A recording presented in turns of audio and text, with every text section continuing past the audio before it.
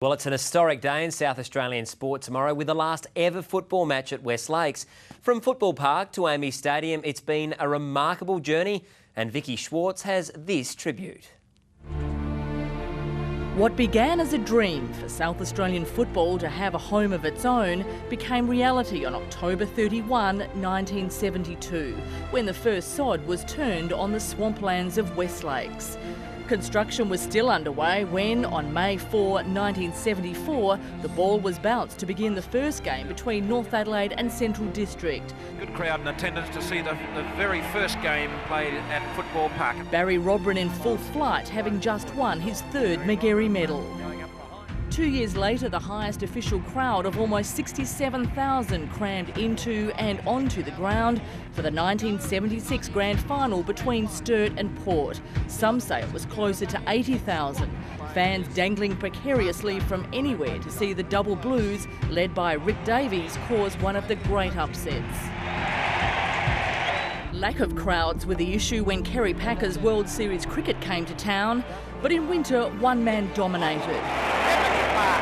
Russell Ebert collecting a record 4 Magarey medals. If ever a man can kick goals, it's Russell Ebert, and straight through. Not even he could prevent Norwood's historic turn in '84, the Redlegs becoming the only club to win the flag from 5th.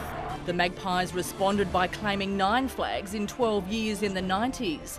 Their run interrupted in '91 for the infamous bloodbath between North and West. It's really on, and that's about as vicious as you'll see today. Silly football.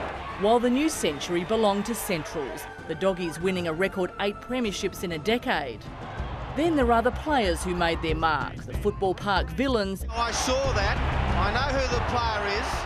And heroes. The southwest corner is forever known as the Tony Hall Pocket after this 1992 State of Origin miracle. Oh, what a kick, Tony Hall! The clashes between the Crow Eaters and the Big V provided some of the ground's most indelible memories. In 1983, the star-studded South Aussies defeated the Vics for the first time in 18 years. The following year, not even a bag of 10 from Stephen Kernahan could prevent a 4-point loss in what many declare to be one of the greatest matches of all time.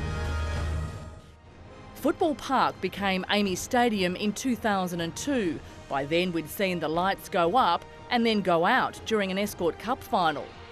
We've seen standing room replaced by modern comfort, electronic scoreboards and a northern stand.